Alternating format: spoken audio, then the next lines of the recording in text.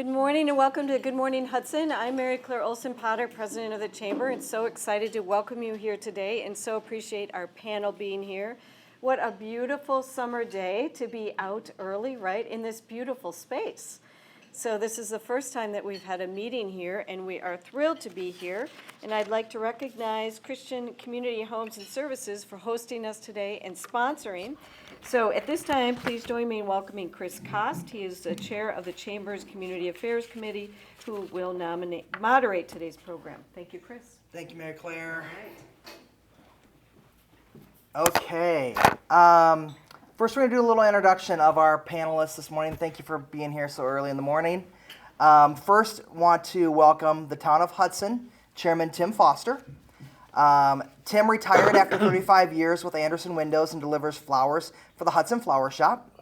Additionally, he has served on the town board for 30 years, has been town chair since 2021, has taken on many roles within the Hudson Hockey Association, including president, served on Parks, Intergovernmental and Planning and Zoning Commission, and served as chair for the Hudson Fire Commission and the St. Croix EMS. Town of St. Joseph, Chair Theresa Johnson. Theresa has served as town chair for the last 5+ years and 8 years prior with a short break between.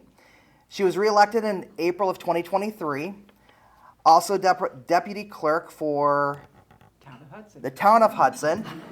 She has served on various organizations, including being appointed for 3 terms on the District Investigative Committee for the Office of Lawyer Regulation under the Wisconsin Supreme Court.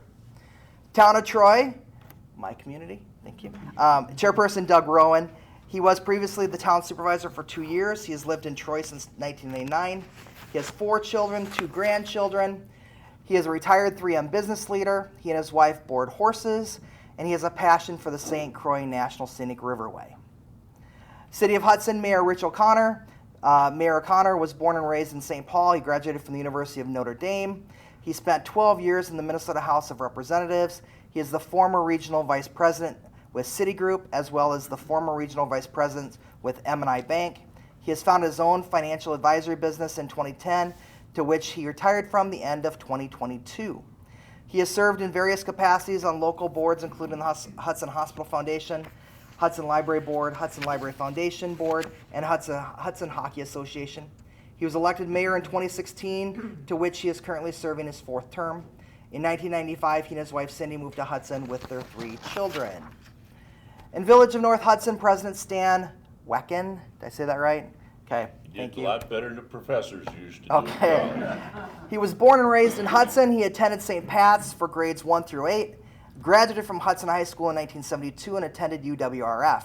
He retired from 3M after 31 years in 2014. President Wekkin has served 2.5 terms as village trustee. He was elected the village president in 2013, to which he is currently serving his 6th term. He has also served on New Richmond Golf Club, Hudson Rod, Gun, and Archery Club, and has sat on the board of directors for the Hudson Senior Citizens. He and his wife Mary reside in North Hudson, where they built their current home in 1984. They've been married since 1980 and have 2 sons, Adam and Joseph. I want to thank you to all of our current leaders for participating in our annual Local Government Leaders Program. Thank you. So the way we're going to work this morning is I'm going to ask each of the 4 leaders to give a 4 to 5 minute State of the City update. We will start with Chairman Tim Foster and continue alphabetically by last name. So we will start with you, Tim Foster. Can you give us an update of your community?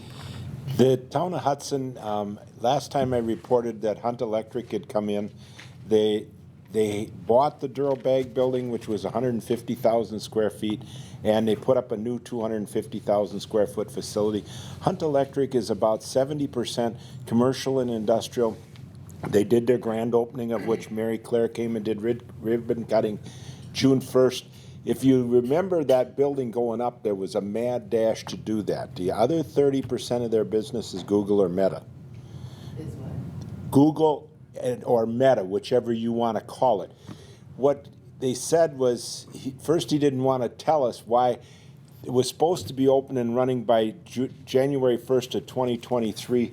Instead, it's now January 1st of 2024 with the economy slowing down. And what Google does is they buy a 600-acre site, of which 4 electric firms, and they're one of them, gets sites. And they go in, and if you've seen containers around that building, what those are is electrical substations. And they go in, and that electric company develops that entire 600-acre site for them. And those substations are moved around as they develop that 600-acre site. So it's amazing that we have in this community one of those large companies. And they currently do one in St. Louis and one in Kansas City. And so it's wonderful. They do a lot of electrical, the large electric, like 3-inch pipes. They bend those with the computer system. And so we went through the old Duro Bag building, and they bend all that so you can drop that whole setup into the concrete floor and pour it in, so you don't have to try to bend that stuff on the job site. It's a very cost-effective way to help business operate. The other thing that's happening is Oakwood Dental, which was across the street out there by the truck stop. For years, they kept renting more and more space in the building. They've grown to a point. They're building a new building across the street next to Brenda Bray's off of Leonard's Drive. We want to welcome them to our community. They're doing a good job. The other thing I'll cover is we're still the 3rd largest municipality in St. Croix County. It's the city of Hudson, the city of Richmond, and then the town of Hudson. And I believe, if I'm right, Doug, Troy is 4th. So what? It's interesting as a community how large an area portion we are. However, with the economy the way it is, I called the building inspector. We did 20 new starts last year, and we're at 4 this year. It's not that they're not busy, she said, the gal that's in the office. A lot of people are doing remodeling and building, but if you refinanced at 2 to 3%, and all of a sudden you look at building a new home and you're going to pay 6 to 6.8%, you decide maybe I should stay here and remodel. And that's what's happening. So it's part of the nature of what's happening with business. And that's it. Wow, you still had 2 minutes to go. That's okay. Nicely done. It was going to be short. And now an update from the town of St. Joseph with Chair Theresa. The town of St. Joseph is growing because we have the last available land to speak of in quantity in the Hudson School District. So we are seeing developers coming in. We had a 40-acre subdivision final out this year. We have another 40 coming in, another 160 that'll be in, and we're getting a lot of interest in our interchange area at Highway 64. We have over 100 acres out there that is zoned commercial industrial, and we're starting to see that pressure coming from businesses who are looking for a place to land. Right now, it's all being farmed, but as we all know, some of these farmers are starting to age out, and we'll start to see some of that start to drop. I said money speaks the language of seeing where development goes. We were in the paper at the end of last year because we revoked the license for the Cajun Club in the town of St. Joseph. That's not done very often. It made news across the state that we did that. It was a difficult and long process.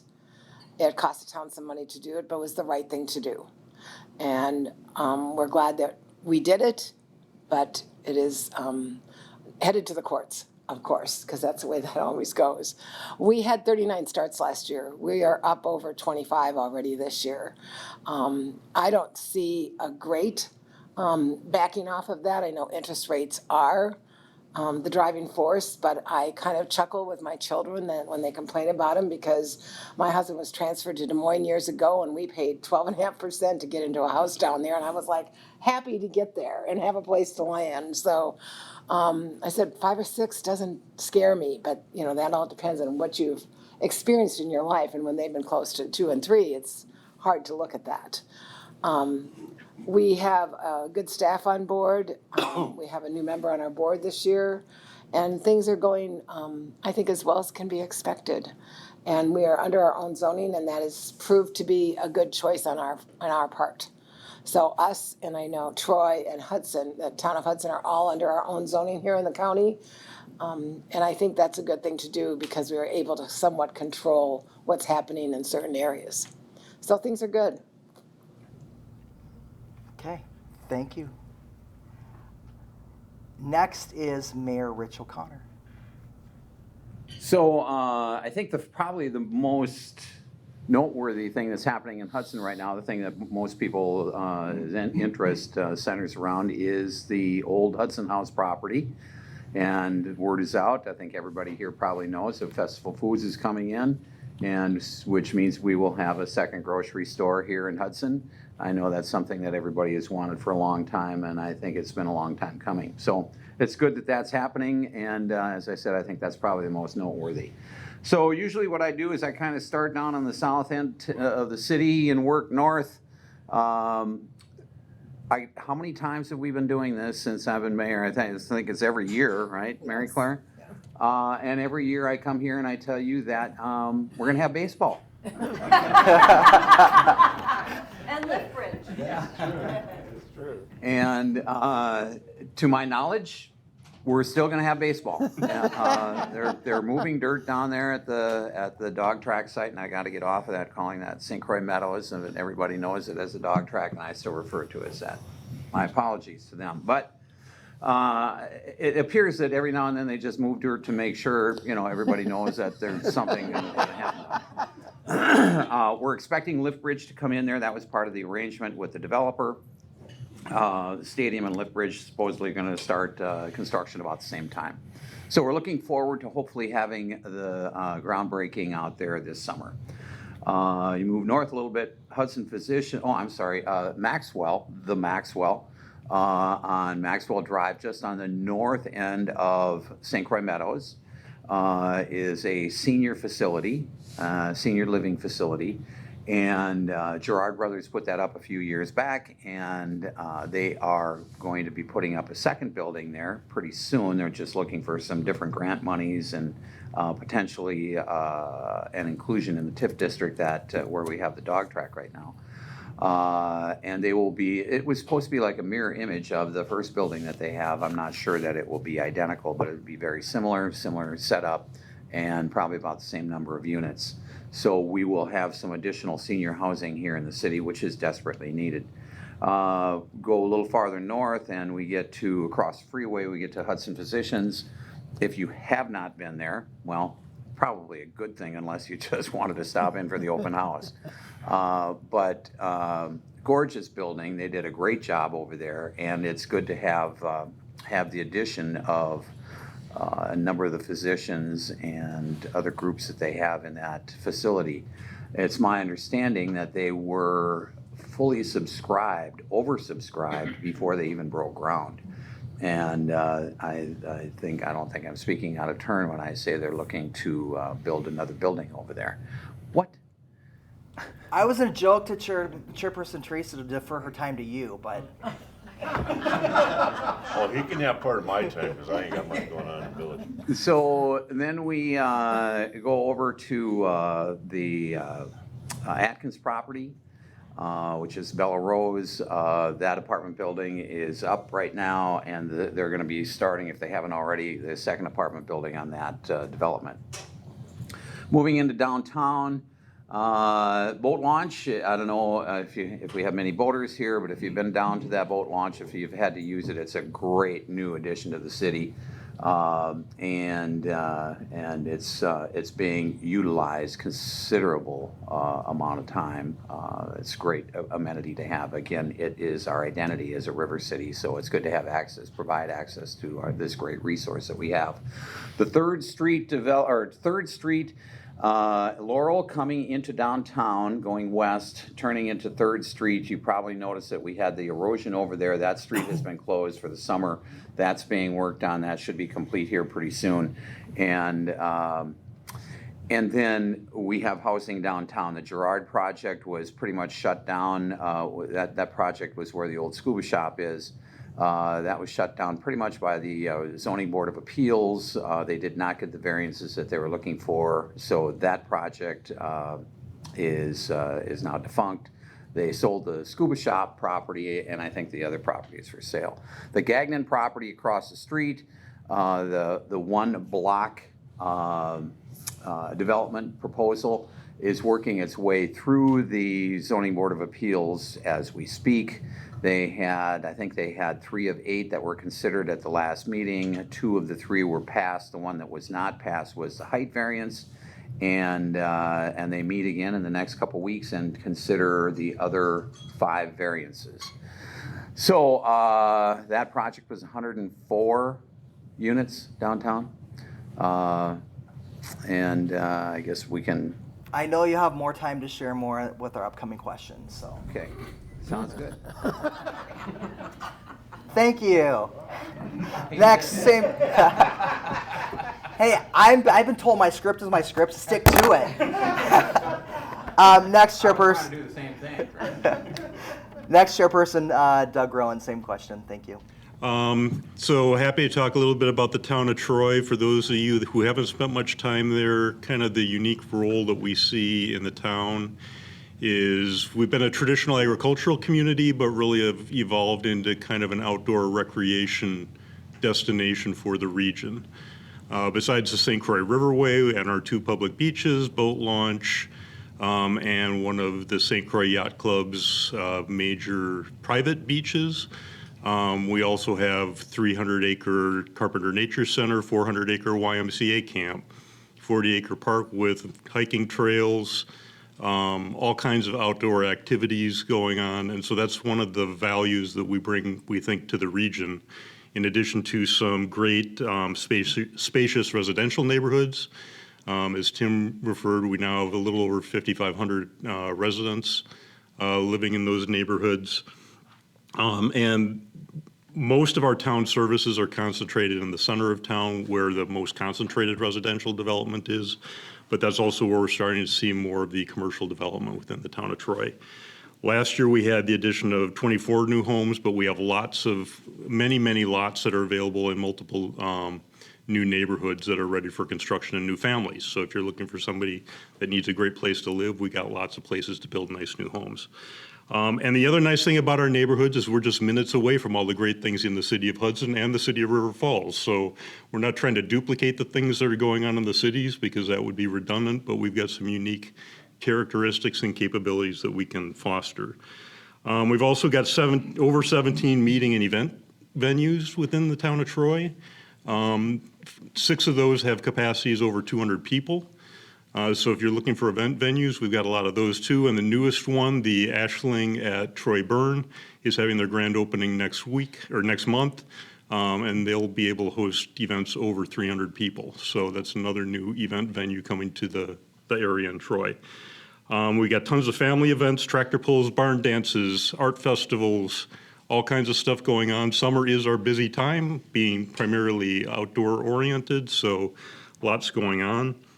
On the commercial side, the first phase of the Troy Commercial Park is just finishing completion of construction. So that'll be opening, I'm told, very soon, within the next few weeks. The town board did approve phase 2 last week, so the phase 2 of that will be opening up. And currently there's a 5.3 acre commercial space right across from the town hall that's looking for the right kind of business to expand into the area. So if you're looking for space to build, we've got some nice land that's ready to go. We also recently completed some formal mapping of additional roads, particularly to support the commercial development in our commercial corridor. We completed the first section of Troy Commerce Drive, which extends parallel to Highway 35, again, to support some of that commercial development that's happening in that corridor. We also recently completed a resident survey to find out what kinds of businesses residents would like to see in the town of Troy. So we're going to be working with the developers to see if maybe we can prioritize some of those efforts to provide services that people would like to see within the town for the people that live there.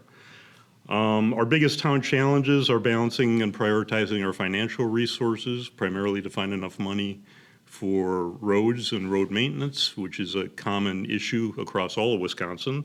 So that's not unique to Troy. We are debt-free at this point in time.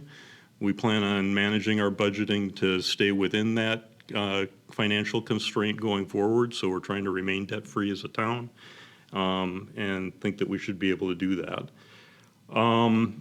So optimizing the balance between the rural character, the great places to live, and preserving agricultural land as part of our values is really the balance that we always strive to get within Troy and manage the growth as the market demands it. So we're trying to and happy to work with the chamber to try to figure out how we optimize that for your businesses as well.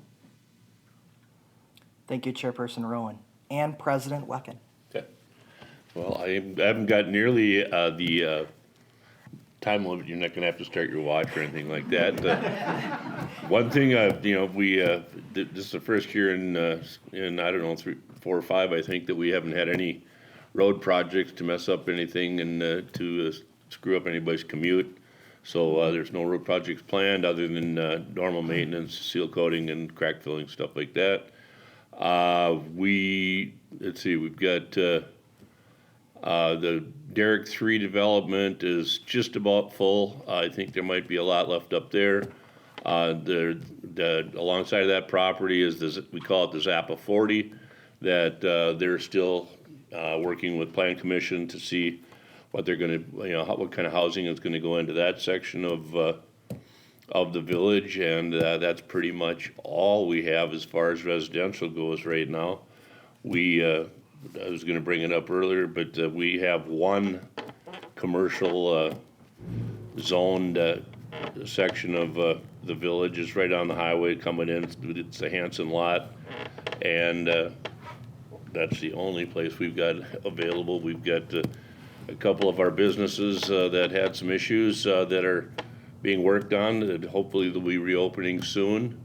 But again, they haven't, with the cost of everything, it hasn't been moving forward that quickly. So, we're landlocked on 2 sides, so we don't grow the way other of the municipalities do. So we just have to, kind of go with what we've got. So that's basically it in the village. Thank you, President Wekkin. So we're going to ask another question for the panel, and while they're answering, please listen, but also think of a question you'd like to ask after this question has been answered by all of our panelists. So again, we're going to go in alphabetical order, so Chairman Foster, we'll start with you. What are the issues in your community that you would like to work with the business community to resolve? And I can repeat the question if you'd like. No, I thought about that, and I really don't think there's any major issues that the business community has with the town of Hudson. I just don't. And because our zoning allows once they're in, the process, the biggest difficulty might be is liquor licenses, which is all of the communities have that issue. Other than that, I think staff-wise, it's not a lot the town can do to help them with salaries and things. That's it. Thank you. And Chair Johnson. I think as a business community, we have to remember that our community is not just the city, it is the surrounding area here in the St. Croix Valley. And sometimes it's hard to look beyond. We in the towns especially, I think, have good relationships with the towns around us because we all have to share in certain things and understand what others are doing next to us. But I don't necessarily think that business and community leaders really think outside of the municipality that they live in. The town of St. Joseph wants people to think about, there's an interchange up there that is right there on the highway that has an availability that if you know of businesses who are thinking about coming here or want to come here, to come and see us. Because although it is not developed at this time, it's going to start soon. There's a lot of interest in it, and I see that happening. When it happens, it's going to just go. And that's some of the last available land in this area that businesses can access and be at a great transportation area so that they can get on and off easily. So it surrounds that hub. And not knowing what's going to happen with the Holton School, that's another thing that the town has supported keeping it open, but I don't know where the school district will end up on that. It's definitely a community school. It's something we will miss greatly if it is closed. And then if it is closed, there'll have to be a redevelopment of that site in some way, shape, or form. Thank you. Mayor Connor. Yeah. Did that cut into my time? No. That did there, though. I just started the clock for you.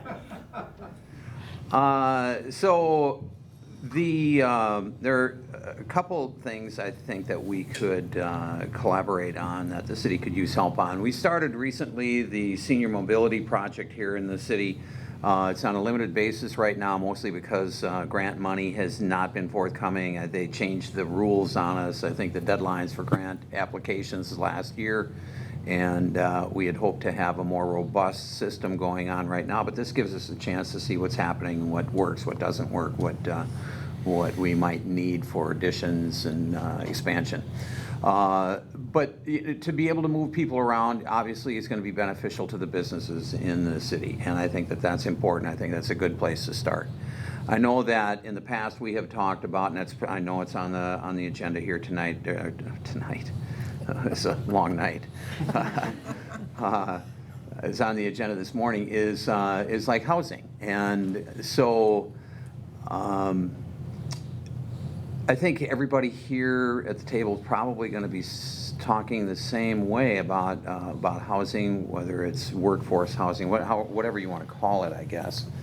But we are geographically at our limits, and we have nowhere to go. The city does not go out and proactively try to annex property. We wait for property owners to come to us with projects and ask for annexation for those projects. So beyond that, we're at our borders right now, at our limits, and there is really no room for expansion. We had one project that was proposed out on Stagecoach that did not get approved, did not get grant money from the state. I think it was a 12-acre site, and the city was more than willing to annex it. I think it was like going to be 35 units of workforce housing, and they did not get the money that they were looking for from the state, so that project fell through, and we're just kind of waiting for something to happen there. I think it would be great for the chamber to weigh in on issues like with the housing downtown, the Girard project that, as I mentioned before, did not make it through the Zoning Board of Appeals, the Gagnon project, whether you're for it or against it. I think it's great for the community to know where the chamber is on issues like that, and to weigh in, like I said, either for or against, because you guys have a big membership, you have a lot of might, and I think people want to know exactly what you're thinking.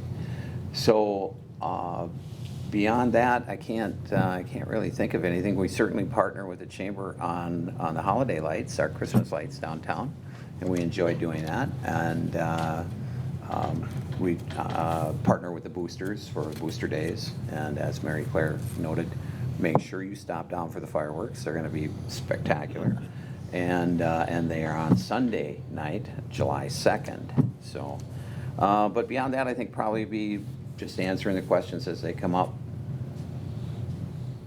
Thank you. And I gave you extra time, so Oh, there you did you go. really? Everybody heard the alarm but you. Okay, Chairperson Rowen, same question. I think creative collaboration on how we manage the expansion and the growth and the added capabilities. We know there's a lot of market demand for commercial and retail capability within the region. We know there's similar market demand for various kinds of residential and housing, and there's market demand for the recreation and other kinds of activities that brought all of us to the region in the first place. So all those market demands are competing, and I think being really creative about ideas on how we can meet those market demands collectively and maintain the kind of environment that brought people here in the first place. And that's a balance, but that's where more brains help, not hurt. And Rich mentioned kind of the interaction part. Bring the ideas forward, talk about them, because the ideas and the creativity is what's going to help us solve those problems in the best way, not just for the short term, but for the long-term future of the whole community. So that kind of collaboration, I think, is really important. Thank you. And President Wekkin. Well, as far as as I mentioned earlier, there's not a lot of opportunity for businesses in the village. I mean, we have, again, the Hanson lot that in 1995 it was projected they wanted to put a grocery store in there, but we had a little of the not in my backyard neighbors and stuff. So, I mean, as many people want a grocery store up there, you know, as obviously with Hudson adding another one, that's a good thing, but then we've got to drive all the way up on the hill and stuff with traffic and stuff, so they wanted one in North Hudson, but that got shot down. It's, the lot size is 2.63 acres, so if there's businesses that would, once the, I guess, the market and costs and stuff start coming down, if they're interested in that area, that's about the only thing that we've got for businesses. I mean, I got three different restaurants that are, well, two of them have people working on them actively. The third one I'm not sure about. There's lots of rumors, but we don't, I don't take much credit in Facebook or any of the social media sites that say this is coming. They're quite creative when they post stuff, but as of right now, I don't know what's going in the third one, so that's about all we got. Thank you. And one of the only places you can go to a bank and buy fireworks. Yes. It's a very you. secure structure. As I'm sitting here listening, I'd like to make one comment. Back in the early 1980s, when I was on the Planning Commission, Marty and Rich, who owned MR Convenience, that's where the MR came from. It wasn't Mr. Convenience, just north of the truck stop. I kept asking Marty when they were going to put that Citgo station in there, which is the holiday station of today. And Marty's comment, and at the time I'm a young individual and I don't understand it completely, and I've watched it and observed it, and he was absolutely correct. There's not enough traveling public to make that commercial venture successful. And so we have to remember that, and as a community that's outside the city, some of those, if you put those commercial ventures in there, put a grocery store out by the truck stop and it wouldn't make it.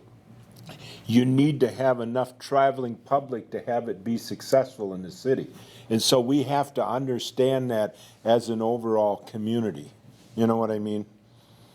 Just a thought. Thank you. We do have additional questions, but you as members, we want to give you the opportunity to ask our panelists questions that are important to you. One reason why we developed the Community Relations Committee was to be a liaison between our city and county and federal and state governments back to our members. And this is just one of those opportunities right now for you to actually speak to those leaders in our community. So are there any questions from our members that you'd like to address to the panel? Two really quick ones for Mayor O'Connor. The timeline for Festival Foods, and the second will be, what is the scope for the ballpark? Does it still include a brewery and housing and all that kind of stuff? All right, so the first one, I honestly don't know the timeline for Festival Foods, but I do know that they're moving dirt out there right now. So they want to get up and running as quickly as possible. With respect to St. Croix Meadows, it's interesting. It's been a long journey for the developer over there and the people that are bringing baseball to us. It's still the Northwoods League. It will be a different name. I think it was the Riverhounds before. It's a different owner of the team, and so a different name for the team.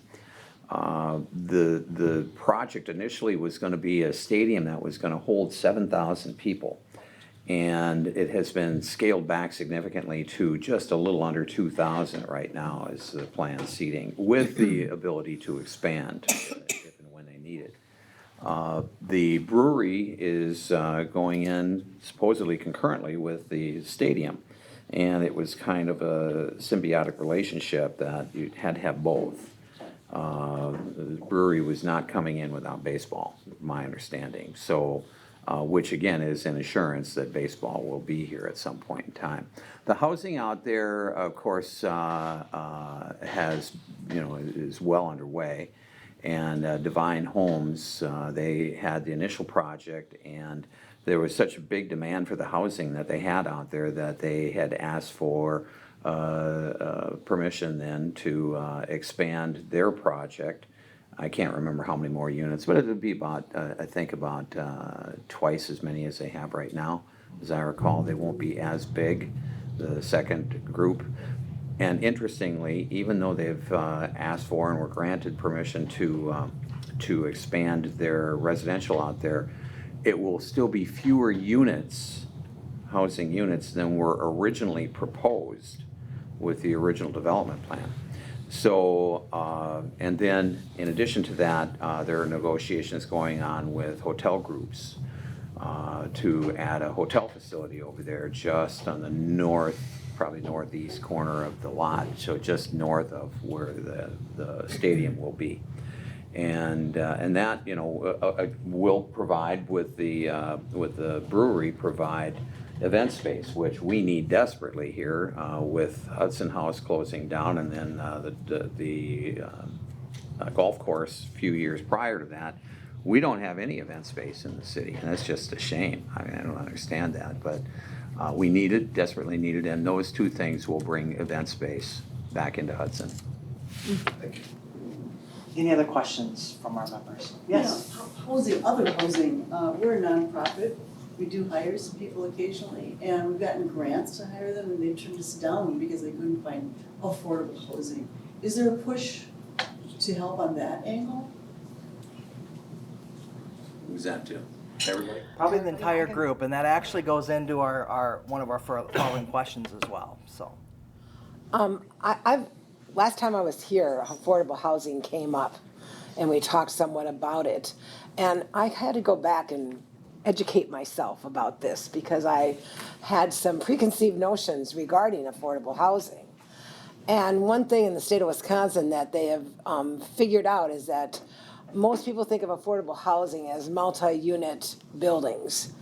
And what we have failed to do in the state is to push towards more of mid-density housing, where you have 2, 3, 4, maybe 5 family homes that still have that look of residential rather than that look of a commercial apartment building. And I think that's interesting that the state hasn't really pushed in that direction, because that is an affordable housing choice that we don't have a lot of here. The town of St. Joseph, under our zoning, has allowed accessory dwelling units on our property, so that if you live in a residential home in the town of St. Joseph, you can build an accessory dwelling unit on that property, whether it's for your children, your parents, or to rent out. And to me, those provide a very adequate low-income type housing, yet is attached to or part of a parcel that has a more expensive home on it. I think the biggest problem that you have with workforce housing is residents' attitude that they don't want it in their backyard, so to speak, because all they see are these big apartment buildings. And nobody wants that in their backyard. I get that. But if we kind of change our mindset and talk about 2, 3, 4, 5 family housing, that's not so intrusive. So I think we all need to look at the zoning laws that we have in these municipalities and start an educational process with the taxpayers to show them that this is something that's needed and can happen without a detrimental impact to their property. Because obviously, if you live in a $500,000 house and you now have a 4-story building being built behind you, that's a great detriment to you. But if you have a quad being built behind you, that's a different thing. So I really think we all have to look at that, and I think yesterday the legislature here in the state passed a workforce housing package that I think will help. There's 5 bills in there that hopefully will help push that forward.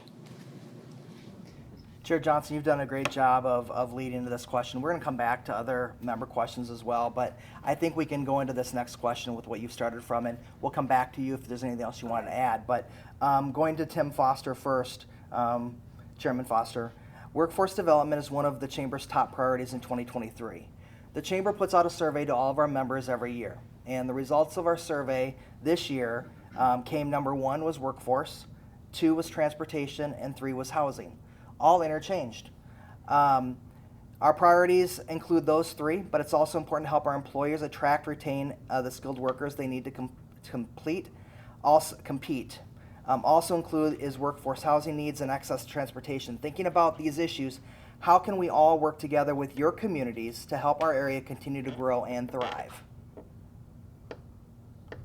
The answer is a little more difficult than that, and the reason for that is it basically boils back to housing cost, and that's what Theresa was covering. And the mayor's even talked about different grant proposals, because the way the land costs have gone, and as the mayor indicated, they don't go out and seek annexation of property. They request a landowner come in, and I believe it was the Lotney property was originally proposed, and they crunched the numbers and they couldn't make it work, even coming into the city. Right. And as a consequence, that we have to understand in a community where we're trying to get workforce at a reasonable housing with the pay that the businesses need, and it's tough. I don't know how we come to a marketable solution to that. All of our workers shouldn't have to live in Roberts. You know what I mean? It shouldn't. No, but because it's lower cost is the only reason for saying that, not because of. So they're not coming up that far ahead and giving up their time to drive too, so. Yeah. I don't know what the answer is, honest, I don't. And we'll keep trying, but I don't know what the answer is. Chair Johnson, anything to add? What I say to you about the mid-density housing is that can fit into existing neighborhoods. Like I said, we allow accessory dwelling units. That fits into an existing neighborhood. And I just think we have to get our mindset out of these big buildings and look at what else can happen in our municipalities that will allow for that additional housing to take place. It's not going to be a 100-unit apartment building. It's going to be 2 units here and another unit there and 3 units there, and see if that can fit into what's already existing. And Mayor O'Connor. So as Tim pointed out, I mean, this is a difficult question. Theresa said, she wanted to expound on her answer from last year, meaning that we've been asked this question again, I think the last 3 years. So let's start with this. Affordable housing. What is affordable housing? First of all, that's just way too subjective. Theresa and Tim have been mentioning workforce housing. Affordable housing, what does that mean? I mean, for the city of Hudson, I would say the city, arguing from one perspective, is affordable. We know it's expensive, but we don't have many vacancies here in the city. The realtors here will tell you that. Houses sell very quickly here, and for a reason. It's a desirable community. So is the housing affordable? Well, it's affordable for some people. And it's affordable enough where we don't have a lot of vacant housing stock out there. So we need to be more specific with our terminology, and you've heard the term here, workforce housing, which I think is a little bit more specific. And perhaps not as threatening, because other people think of affordable housing as low-income housing, government subsidized housing, and that scares people, quite frankly. And so I think we need to be more specific when we start talking about these projects. Workforce housing is it's more specific. It means that we want the people that are working here in our city to be able to live in our city as well. And I fought this here. I fought it back in St. Paul. And when I say fought for the housing, I wanted police living here, our police living here in Hudson. I want our teachers living here in Hudson. So it's something that I think is very important. I would also like to add that I'm not exactly sure. I think it would be good to have a clearer understanding of what the chamber means when they're talking about employment. Is it full-time employees? Is it the part-time employees? Is it the students? And I think we have not. Is that your phone ringing, Chris? You can answer. Go ahead and answer. Go ahead and finish your thought. I want to make sure you heard it this time.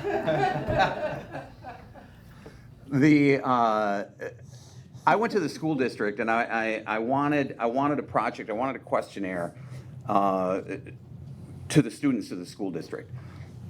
The workforce in a lot of the retail stores, fast food in particular comes to mind, is driven by school-age kids, and these kids aren't working. I talked with the superintendent of the schools, Nick Olette, and asked him what was going on, and they had already done some type of questionnaire, and he said that looking back at the questionnaire, 60%, 65% of the kids were in fact working. They had jobs.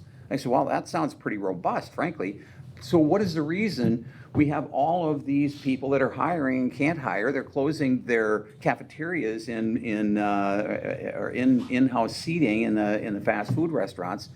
So he looked back. I said, "You have something prior to COVID," and he did. He had a 2019 survey, and there were 85% of the students that were working. So even though 65% sounds like a big number, that's a huge drop in the workforce in our city. So I want to know what's behind this more than anything. I think we need to study why people are not working. It's not that they're not there. It's not that, I mean, we have the population here that could fill these jobs, but for some reason they're not. And I think we need to explore that first before we can come to grips with this question and try to propose a solution.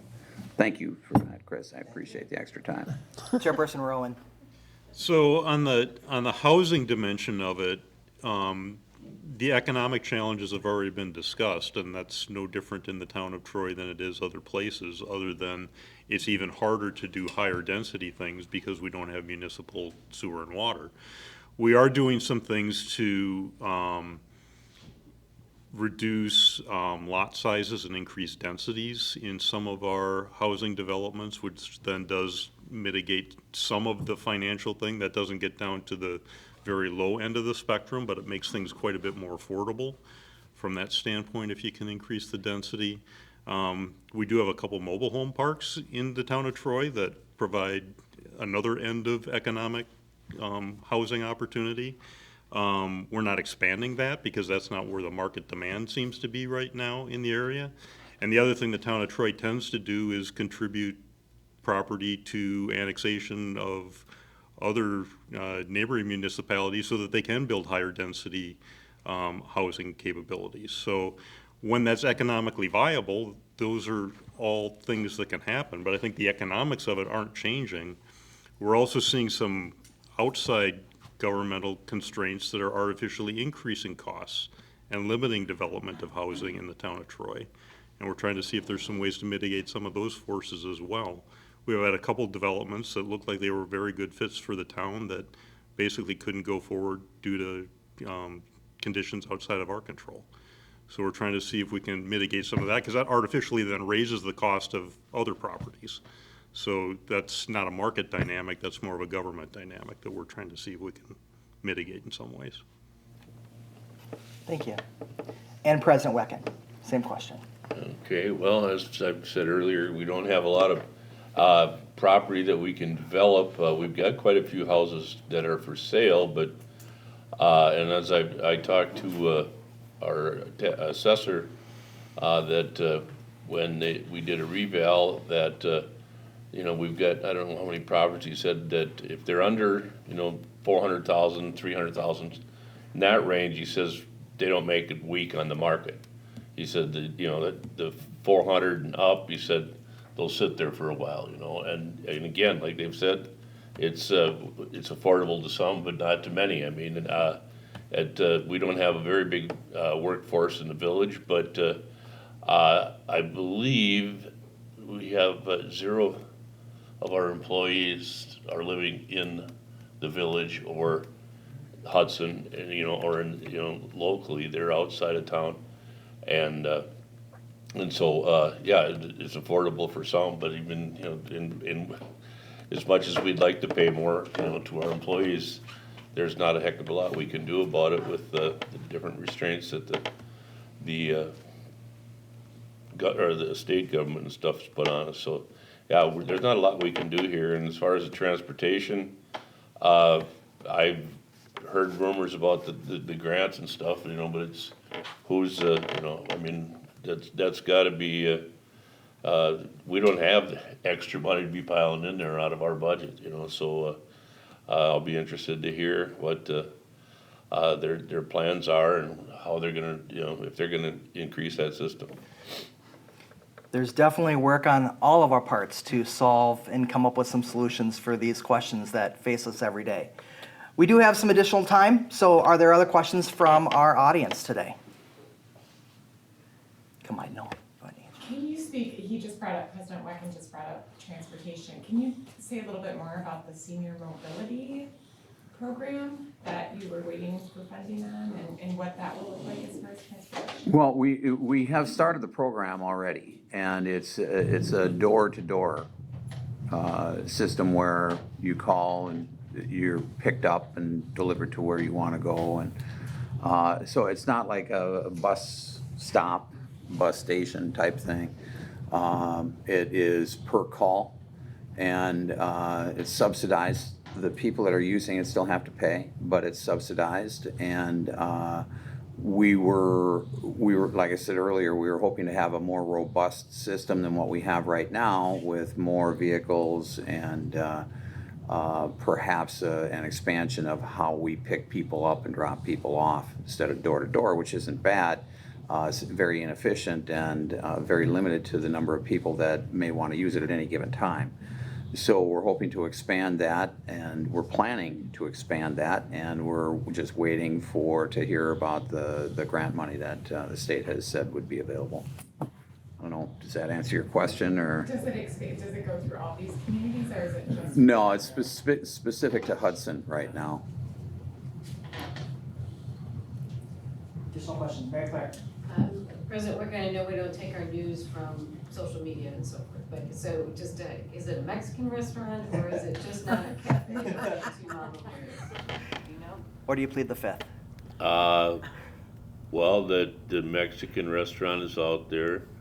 Not just a bar cafe is another one of the rumors there. Like I said, nobody has approached the village with any, to look for any permits or any kind of bills or anything like that. So, yeah, I mean, well, it's just like in Hudson with what's going into the Hudson House property. What's going into the Hudson House property? But I told you, Stan. Well, yeah, after what, a year? Yeah. I mean, that's the whole To thing. open in 2024. Oh, okay. That's good. Thank you. Any other questions from our audience? Yes, Liz? So we do live in this really gorgeous area in Wisconsin, and the environment, this environment is important to all of us. And I'm just curious, I've not seen anything about any sort of like green initiatives or solar or any of the cities or municipalities. I haven't read about them maybe requiring or encouraging or looking for funding for that, for your cities and townships. Is there anything in the works in that area? I know I was just watching a program on PBS last night, and it was about a school that wanted solar, and they were told no because it was too expensive, and some kids actually raised the funding for the solar, and the school is saving thousands and thousands of dollars every year. So I feel like some of our businesses and buildings that are going up and houses, it actually could be an incentive for people if they thought they were getting into a building with solar energy. It might be really cost efficient for them ultimately, or especially housing, like you were talking about a quadplex. With solar can really almost eliminate that cost for people. So just curious about whether or not that's happening anywhere for any of you guys. Go ahead. My son and brother-in-law, both my son has solar and my brother-in-law had wind, and both of them had the same reaction. And it's interesting.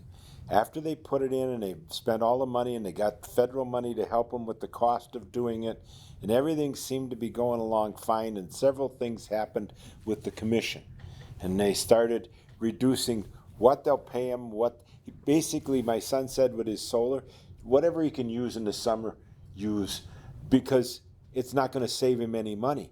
Because what they've done is they've reduced the payback on what they're getting for that. My brother-in-law said his wind generator, and we're talking about a big one that he put up, never would be paid for in his life. And so I understand we're going to run out of fossil fuels. We got to find solutions, but we shouldn't do it at no cost analysis. You know what I mean? Just to do it, we should make sure there's a return on investment. Go ahead. Yeah, the other thing I could mention is we have had a number of seminars within the Wisconsin Towns Association looking at particularly solar and wind kinds of applications. And from a state perspective, the large projects, not the home-based projects, but the large generation projects are really driven by those solar and wind companies. And then they are looking for the optimized land and opportunities for where they can put those in.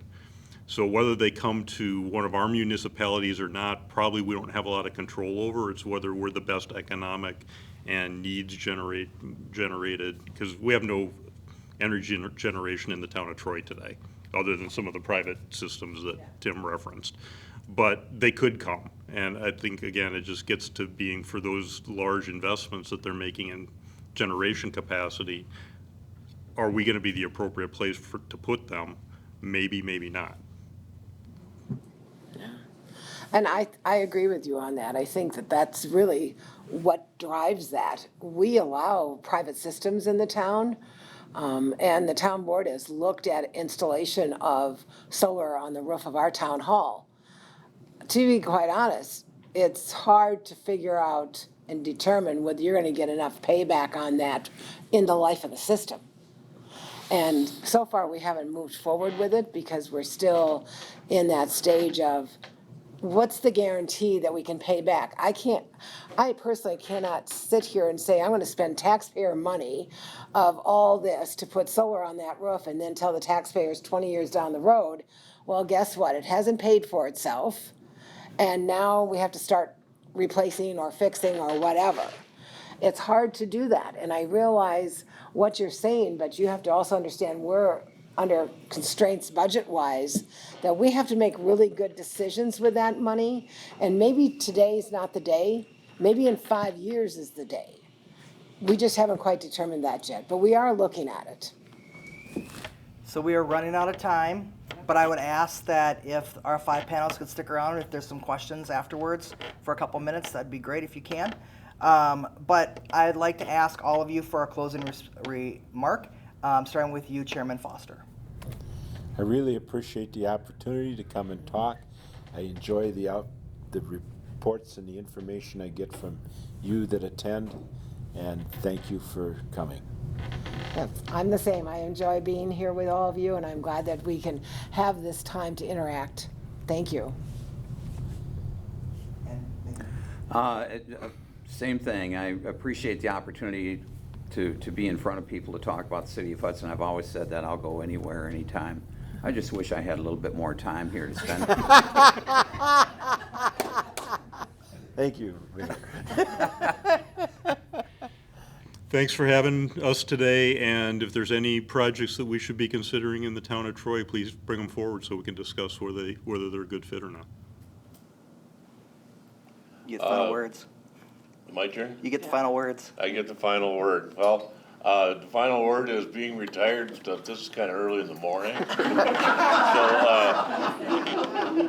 I know everybody's got to get to work, but it is a nice opportunity to interact. I said, do they have groceries like this every meeting? I might start showing up more often. But it was very, very good, and I thank you for the invite. Am I doing thank you or are you doing thank you? Okay, didn't say Mary Claire. So. Oh, sorry. So please join me in thanking Chris Koss for moderating today's program. And thank you to all of our panelists for being here and getting up early. We appreciate that. And it is a fabulous chef here that cooks, so so glad that you enjoyed that. I don't know if you can come every day. You might have to talk to Pamela about that. All right, very good. So thank you so much. I know, Mark, did you have a quick question there? Okay, very good. All right. So just again want to thank our sponsor and our hosts, Pamela and Lisa and CCH, for having us. We so appreciate you opening up the space for us to be here today in the fabulous breakfast and food. And to our sponsors again, and if you're interested in hosting or sponsoring one of these programs, you can see me after and talk about the many benefits of doing that. So I look forward to seeing you at all the upcoming events we have, and enjoy the rest of your day. Thank you so much. Thank you.